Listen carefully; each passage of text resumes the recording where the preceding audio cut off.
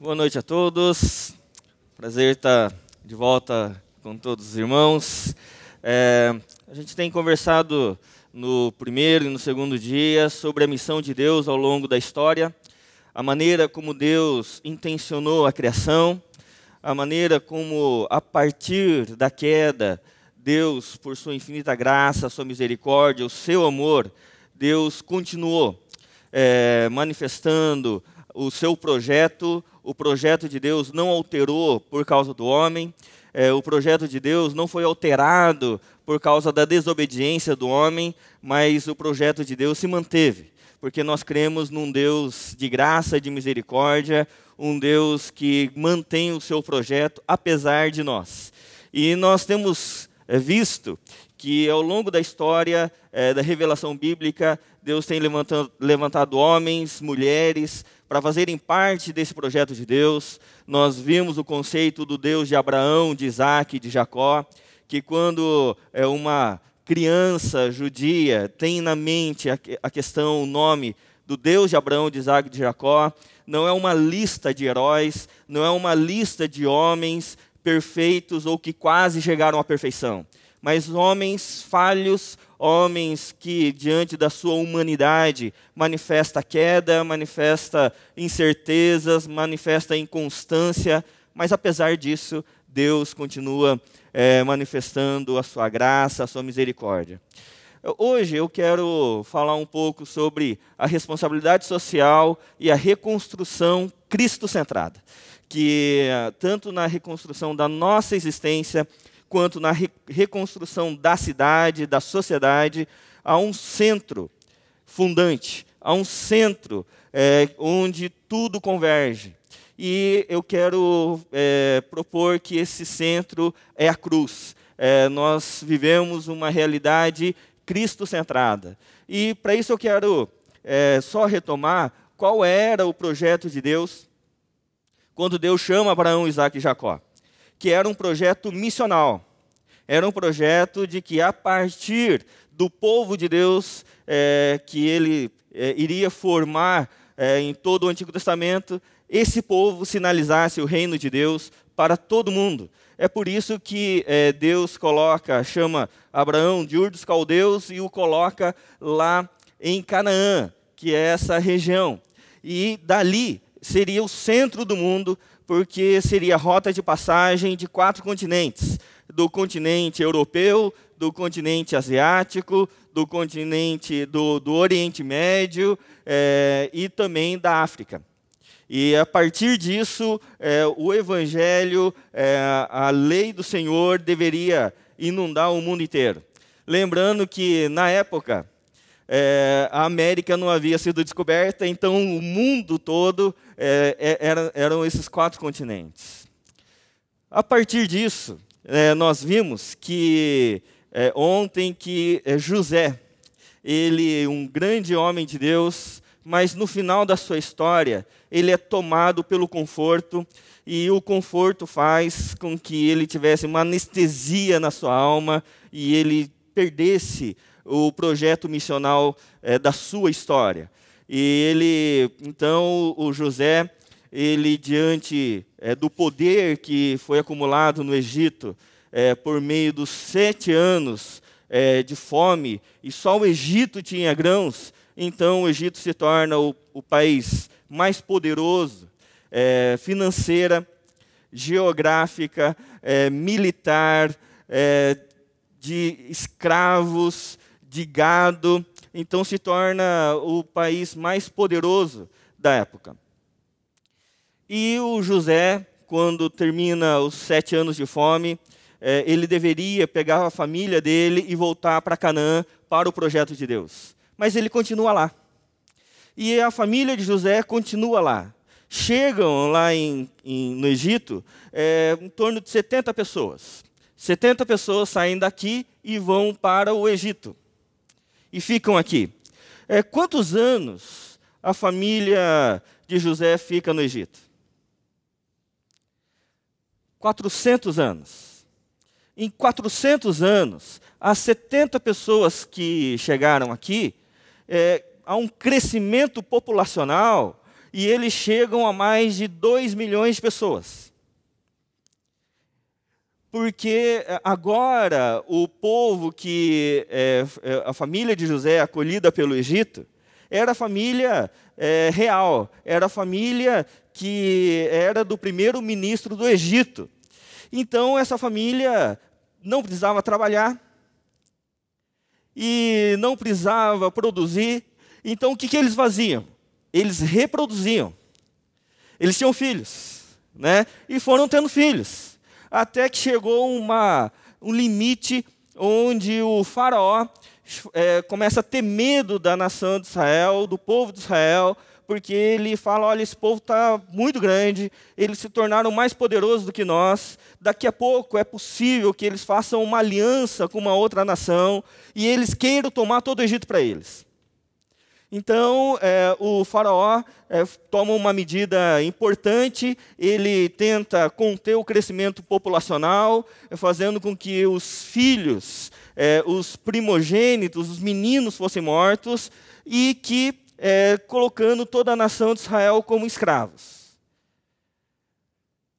Isso causa um grande problema aqui para o povo que está no Egito, e há um texto que no capítulo 1, verso 12 e 14, que vai mostrar a angústia da nação de Israel, que vai dizer assim no capítulo 1, verso 12 a 14 do livro de Êxodo. Todavia, quanto mais eram oprimidos, mais numerosos se tornavam e mais se espalhavam. Por isso os egípcios passaram a temer os israelitas e os sujeitaram à cruel escravidão e tornaram-lhes a vida amarga. Tornaram-lhes a vida amarga. É por isso que toda vez que nós saímos do projeto de Deus, da missão de Deus, por um tempo, é possível que a gente tenha conforto, é possível que a gente tenha tranquilidade. Mas a Bíblia vai dizer que quando nós saímos do caminho de Deus, o caminho que nós passamos a percorrer é um caminho de morte. É um caminho de morte. E agora o povo de Israel passa a amargar a vida. Mas Deus, ele tem um projeto. E o projeto passa por um homem chamado Moisés. Deus chama Moisés para ser o grande libertador. E Moisés, o fato dele escapar depois do seu nascimento, da morte, e ele vai ser filho da filha de Faraó, chega aos 40 anos de idade, Moisés toma uma atitude. Aos 40 anos de idade, ele resolve visitar os seus irmãos. E o texto em Êxodo 2, 11 e 12, vai dizer assim: certo dia, sendo Moisés já adulto, foi ao lugar onde estavam os seus irmãos e descobriu como era pesado o trabalho que realizavam. Viu também um egípcio espancar um dos hebreus. Correu o olhar por todos os lados e, não vendo ninguém, matou o egípcio e o escondeu na areia. É interessante essa questão, porque isso vai ser determinante na vida de Moisés. O que acontece com a vida de Moisés depois disso? O Moisés, ele vai ter que fugir para o deserto de Midian. Duas perguntas surgem. Primeiro, por que Moisés matou o egípcio? Era em defesa somente do egípcio? Em defesa do hebreu, do seu irmão? E a segunda, por que ele teve que fugir? A Bíblia, ela vai ter uma dinâmica muito interessante. É sempre que quando um texto está um pouco mais obscuro, há um outro texto mais claro. E eu quero que vocês acompanhem a leitura do texto de Atos, capítulo 7, que vai mostrar a razão pela qual Moisés mata o egípcio. Atos 7, Estevão fazendo a sua pregação antes da sua morte, cheio do Espírito. Então, Estevão ali está falando das coisas reveladas por Deus. E Atos 7 vai dizer assim, ao completar, ele falando, o Estevão falando acerca de Moisés, ao completar 40 anos, Moisés decidiu visitar seus irmãos israelitas. Ao ver um deles sendo maltratado por um egípcio, saiu em defesa do oprimido e o vingou, matando o egípcio. Ele pensava, isso aqui é importante, ele pensava que seus irmãos compreenderiam que Deus o estava usando para salvá-los, mas eles não compreenderam. Qual a razão do Moisés ter matado o egípcio? Era que o Moisés, ele queria ser o grande libertador. Ele queria ser o grande salvador, o grande representante da nação de Israel. Nós precisamos entender que, na época, quem tomaria o trono de Faraó não era Moisés.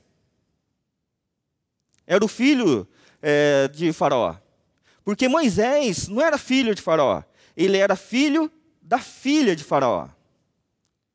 Então, o Moisés, aos 40 anos de idade, a idade onde os homens querem formar o seu projeto e concretizar o seu projeto de vida, o Moisés, ele então tem a ideia de visitar os seus irmãos, tornar-se o grande líder da nação de Israel e ser, dentro do contexto político, do contexto de poder da nação do Egito, um homem representativo.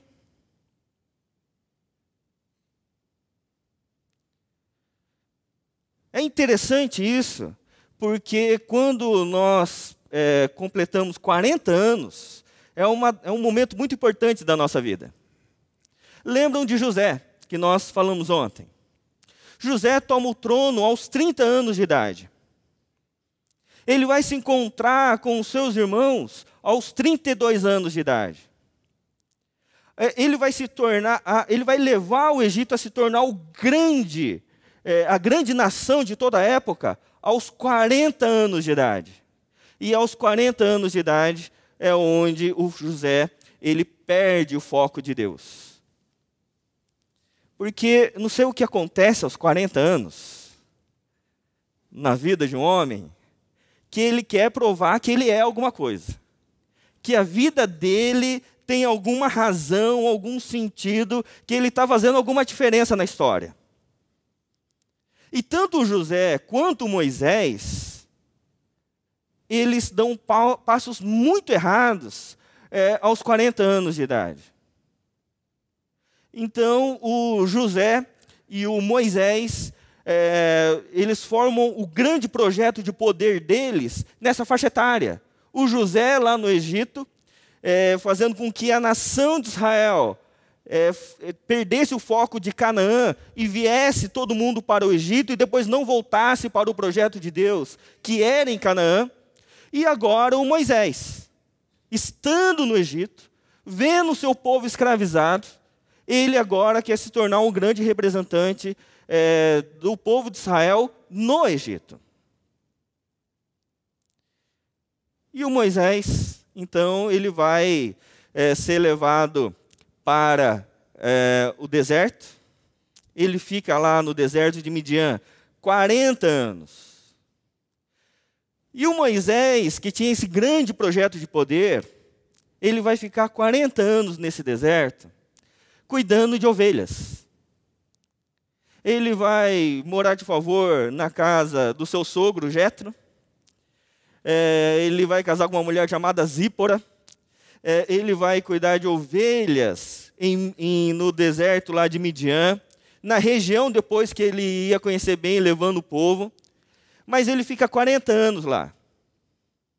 E é interessante que é possível que ao longo da nossa história, a gente tenha tido grande ascensão numa época, pensado em grandes projetos, sonhado em realizar grandes coisas na faixa dos 30, 40 anos.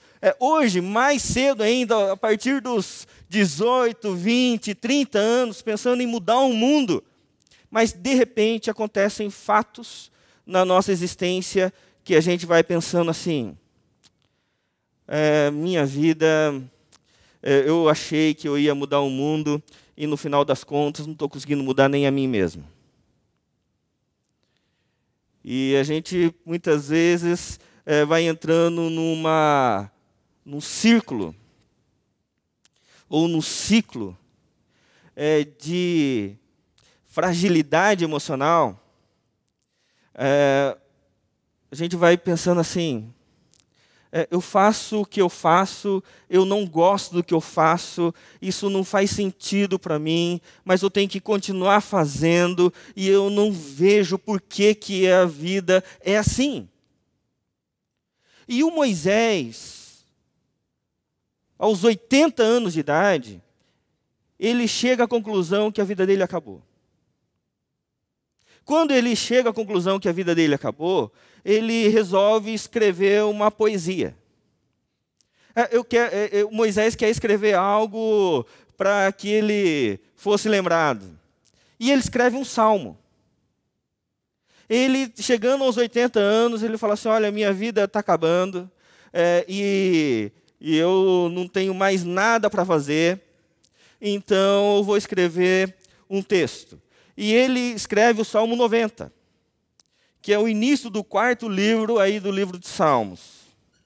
E no Salmo 90, ele vai reconhecer primeiramente a Deus. Ele vai dizer assim, no verso 1º do Salmo 90, Senhor, Tu és o nosso refúgio sempre de geração em geração. Antes de nascerem os montes e te criares a terra e o mundo, de eternidade a eternidade, Tu és Deus. Ele está falando, tudo passa. Só tem uma coisa que não passa, Deus. Mas ele vai dizer depois que tudo que passa, passa inclusive por sua vida. E ele vai dizer assim, olha, a nossa vida é muito passageira. E no verso de número 10, o verso 9, ele vai dizer assim, todos os nossos dias passam debaixo do teu furor. Vão-se como um murmúrio. Os anos da nossa vida chegam a 70 ou a 80 para os que têm mais vigor. Já ouviu falar desse texto? Deixa eu repetir. Os anos da nossa vida chegam a 70 ou a 80 para os que têm mais vigor. Entretanto, são anos difíceis e cheios de sofrimento, pois a vida passa depressa e nós voamos. Moisés escreve esse salmo, é o único salmo que ele escreve. É interessante a gente perceber o que Moisés está escrevendo aos 80 anos, porque essa é a visão de Moisés da sua vida. Ele fala que a vida passa e nós voamos, que o máximo que uma pessoa pode chegar na sua existência é 70, no máximo 80, mas se chega a 80 anos, o que sobra para essa pessoa são dores, são artrite, artrose, um monte de coisa, e vai doendo daqui, doendo dali, e a vida não vale a pena. A gente tem uma durabilidade talvez grande, mas a qualidade de vida não é boa. Só que tem uma questão. Aos 80 anos, Moisés é surpreendido. Aos 80 anos, Moisés está cuidando lá das ovelhinhas, e ele observa uma sarça pegando fogo, e a sarça não se consumia. E quando ele chega perto dessa sarça, Deus fala, Moisés, tira as sandálias, porque a terra em que você está é santa. E Deus vai falar assim para Moisés, Moisés, você achou que a sua vida estava acabando? Quero dizer que a sua vida vai começar aos 80. O projeto que eu tenho na sua vida está começando aos 80. Até agora, eu trabalhei em você. Agora eu vou trabalhar através de você. É por isso que na conversa passada eu falei que há 3 passos muito importantes na nossa vida cristã. o que Deus faz por nós, o que Deus faz em nós e o que Deus faz através de nós. E agora Deus está falando assim: Moisés, agora eu vou fazer através de você, através da sua vida. E quando Deus fala isso, Deus fala o seguinte para Moisés. Deus fala que ele observa e está vendo a opressão do povo, a aflição do povo. Aí o capítulo 3, verso 8, vai dizer assim: por isso desci para livrá-los das mãos dos egípcios e tirá-los daqui para uma terra boa e vasta, onde há leite e mel com fartura. Que terra é essa? Que Deus vai tirar o povo do Egito para levar para essa terra boa e vasta, Canaã. E é interessante que o termo-chave desse texto é desci para livrá-los. Quem vai livrar o povo de Israel? Deus. Na primeira fase da vida de Moisés, Moisés achava que ele iria livrar o povo. E Deus o mandou para o deserto. Mas agora, não é Moisés que vai livrar. É Deus quem vai livrar, através de Moisés. É por isso que o conceito de trono vazio é importante.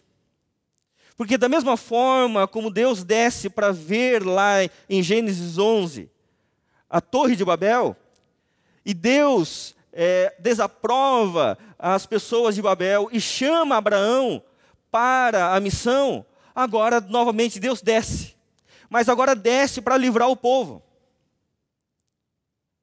E quando Moisés, no capítulo 4, por exemplo, no verso 1, o Moisés vai dizer assim: mas Deus,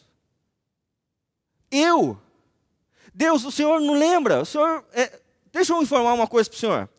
Eu já tentei libertar o povo, não deu certo. Deus, olha, agora a minha língua está pesada. Eu não lembro mais como é que é a língua egípcia. Porque no capítulo 7, o Estevão vai dizer que Moisés era poderoso em obras e palavras. Moisés era poderoso em obras e palavras. Era Moisés agora que estava dizendo assim: olha, eu não sou poderoso, eu sou fraco. E aí no capítulo 4, verso 1, Deus fala assim: fala para o povo que eu estou presente agora e eu vou libertar o povo. E o Moisés, no verso 1 ali do capítulo 4, vai falar assim: Deus, eles não vão crer. Deus fala assim: fala. Só fala. No verso 31, a Bíblia diz que no último verso do capítulo 4, vai dizer assim: o povo creu e adorou a Deus. Porque quando nós entramos na missão de Deus, a obra não é feita por mim e por você. É pelo Senhor, através de mim e de você. E depois de falar para o povo de Israel, Deus fala assim: agora fala para o faraó.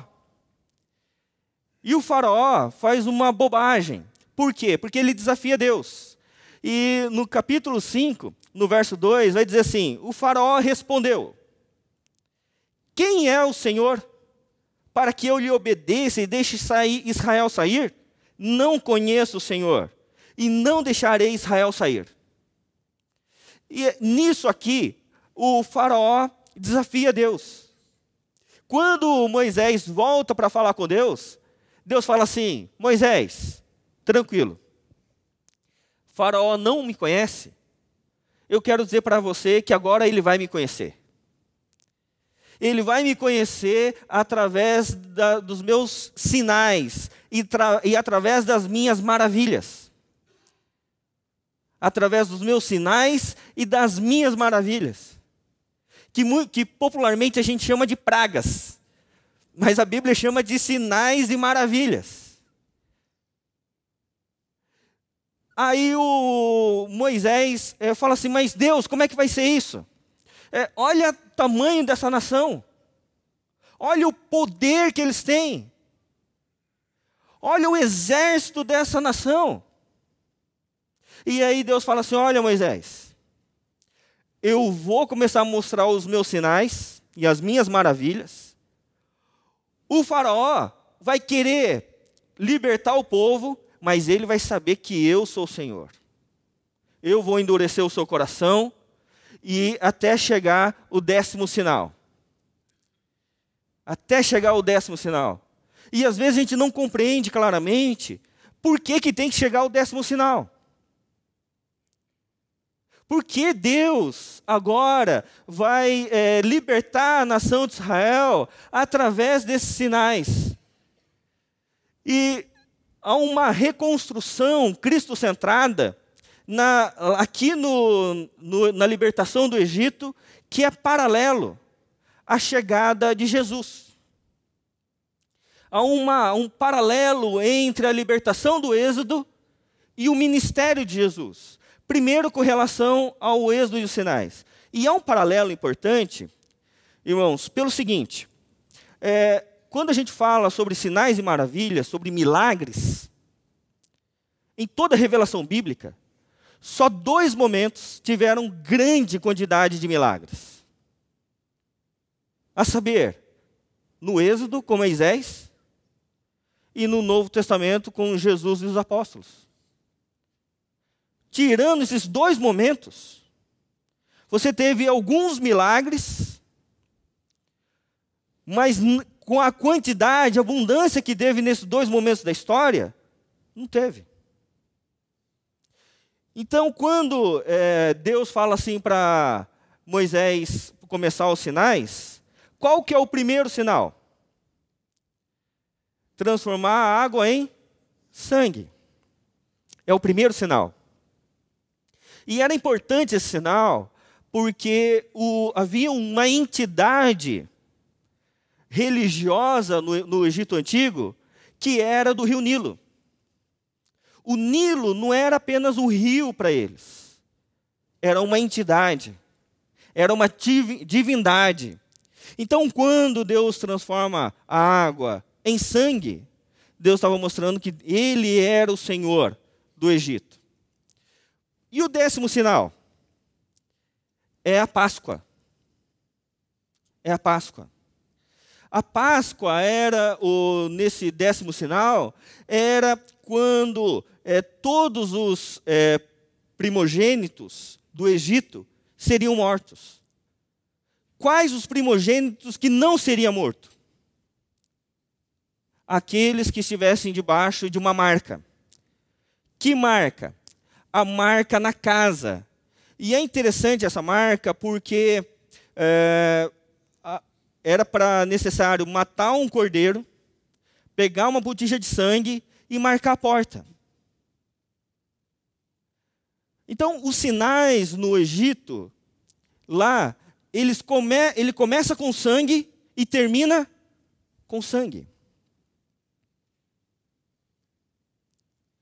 É interessante isso porque quando a Bíblia vai dizer sobre a Páscoa, ali em Êxodo 12, vai dizer o termo Páscoa por causa do anjo que passa sobre todo o Egito. E quando o anjo passasse, e o termo passar é Páscoa, e visse o sangue, na casa que tivesse sangue não haveria morte, mas haveria preservação de vida. Na casa que não estivesse revestido de sangue, haveria o quê? Morte. Então todo israelita, ele deveria pegar uma botija de sangue, isso como ordenança de Deus. Ele pegaria uma botija de sangue e marcaria a porta. Os irmãos providenciaram uma porta aqui para mim. Acho que vocês chegaram e falaram, mas por que tem uma porta aqui, né? Era para isso, né? Ele pegaria uma botija de sangue e marcaria a porta. E a marca da porta, primeiro é na verga, aqui em cima, no batente da porta no centro, e ao lado da porta. Mas que altura do lado da porta? A Bíblia vai falar que eram os umbrais. Os umbrais é na altura do ombro. Então, cada israelita deveria pegar a botija de sangue e fazer uma marca. Aqui, aqui e aqui. Aqui. Isso aqui é o sinal do quê? Da cruz. Cada casa israelita ficaria marcada com o sangue do cordeiro em sinal de cruz. Quando o anjo passasse por todo o Egito e visse a casa banhada com sangue em forma de cruz, ali não haveria morte, ali haveria vida. Ali haveria vida.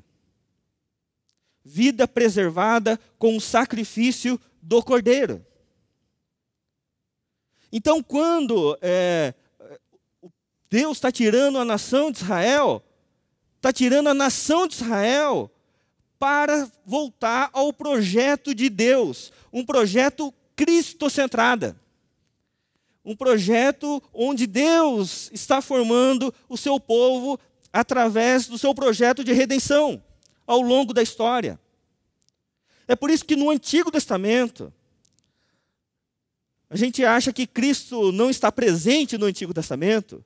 Para mim, Cristo está presente em cada página do Antigo Testamento. Mas Cristo presente como promessa. E no Novo Testamento como cumprimento. Mas ainda, eu disse que há um paralelo com Jesus. Jesus e os sinais. O primeiro milagre de Jesus, ou sinal de Jesus, qual é?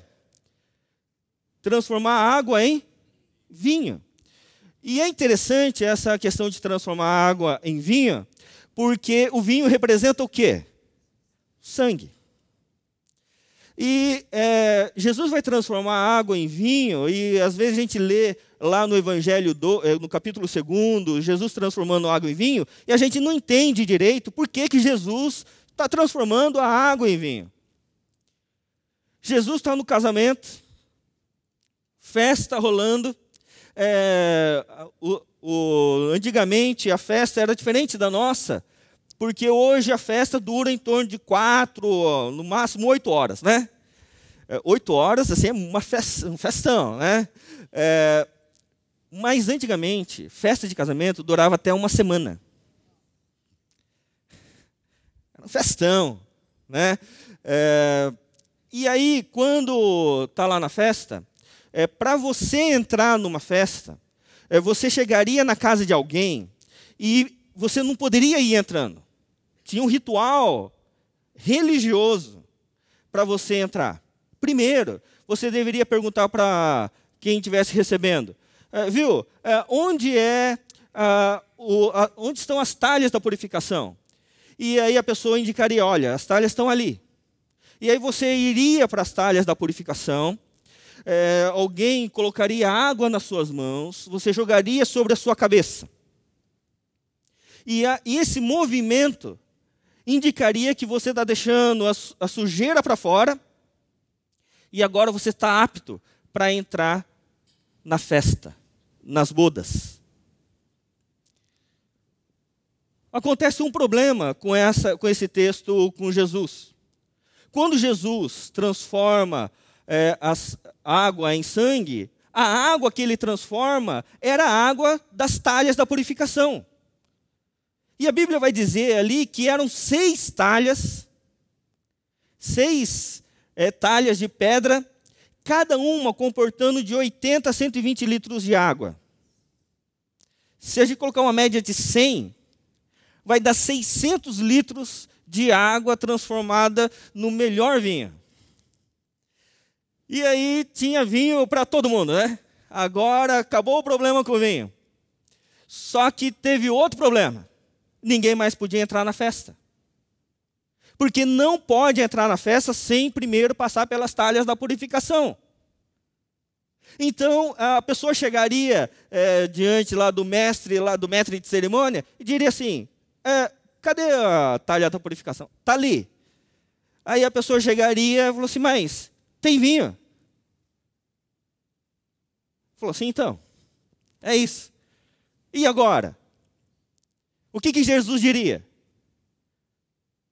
Você quer entrar nas bodas? Toma vinho e entra. Porque agora, a mensagem de Jesus vai dizer o seguinte, que para nós entrarmos nas bodas, não é mais por rituais religiosos externos, mas agora é por uma transformação interna. O vinho que é simbolizado ali pelo sangue, quando nós tomamos do vinho, nós estamos tomando a partir do sacrifício de Jesus. E agora, para nós estarmos purificados, renovados, transformados, não é mais no cumprimento de rituais. Agora é na fé. Toda vez que nós participamos da mesa do Senhor, tomamos do pão e do vinho e cremos que o sangue de Jesus nos limpa de todo pecado e nos possibilita entrarmos nas bodas com o Cordeiro. E quando nós fazemos isso, há preservação da vida. Há preservação da vida. Agora não há mais morte. É por isso que Jesus, no o último sinal, melhor dizendo, não o décimo, mas o último sinal, é a Páscoa. O que é a Páscoa? É Jesus vencendo a morte. Porque vocês lembram, na segunda conversa, melhor dizendo, que a queda nos fechou no tempo e espaço? E que toda pessoa que nasce tem duas certezas na vida? Lembra disso? A primeira é que quando a gente nasce, tem a certeza que vai morrer, né? E enquanto não morrer, a gente tem a certeza que vai sofrer, né? Qual a mudança que há nessa realidade triste? Quando Deus intervém na história por meio de Jesus Cristo. E por meio de Jesus Cristo, nos liberta da morte e do sofrimento. Então, na reconstrução de qualquer sociedade, é necessário nós sabermos que a reconstrução não se dá por uma libertação sociológica. Não é uma libertação apenas da pobreza. É uma libertação espiritual, primeiramente. É por isso que a fé é um milagre libertacional. A fé é um milagre. A vida cristã é um milagre. Quando nós cremos no Senhor Jesus Cristo, quando nós confessamos Jesus Cristo como Senhor e Salvador da nossa história, nós cremos no milagre do Deus que se fez homem. E porque Deus amou o mundo de tal maneira, Ele entregou seu Filho unigênito para morrer por nós, para que nós tivéssemos vida e vida eterna. Porque isso é milagre. É por isso que a fé cristã, a vida cristã, não está interessado em melhorar a sua vida. A fé cristã, a vida cristã, está interessada em transformar a sua vida. Não é uma vida melhor, é uma nova vida.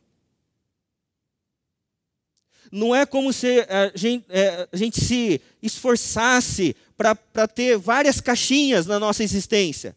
A caixinha profissional, a caixinha familiar, a caixinha dos filhos, dos amigos, das viagens, e de repente a gente percebe que falta uma caixinha na nossa vida e a gente vem para a igreja para que a gente cumpra com os rituais religiosos e agora a gente tem uma caixinha chamada espiritualidade.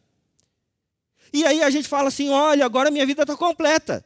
Porque eu sou um bom pai, sou um bom profissional, sou um bom amigo, eu ajudo as pessoas, faço parte da ONG e não sei o quê. E se faltava agora a minha vida espiritual, agora eu achei, agora eu tenho ali minha caixinha espiritual, eu até oro, contribuo com a igreja e tudo mais. Não é isso. A fé cristã transforma cada um de nós na totalidade da nossa existência, e agora a totalidade da nossa existência tem um único sentido: a cruz. Porque Cristo morreu por nós, e agora nós damos a vida pelos nossos irmãos. porque nós voltamos a ser a imagem de Deus. Nós somos transformados de glória em glória à imagem do seu Filho. A imagem perdida no Éden é resgatada e restaurada agora em Cristo Jesus. É por isso que toda reconstrução, ela deve ser Cristo-centrada. Deus não está interessado apenas em melhorar a sociedade financeiramente e nem melhorar a nossa vida na nossa existência, existencialmente. Deus está interessado em transformar a nossa existência a partir do sacrifício de Jesus Cristo em cada um de nós. Que Deus nos abençoe e o sangue de Jesus esteja derramado sobre as nossas vidas. E a graça e o amor do Senhor revista cada um de nós e nos transforme sempre para a sua glória. Em nome de Jesus. Amém.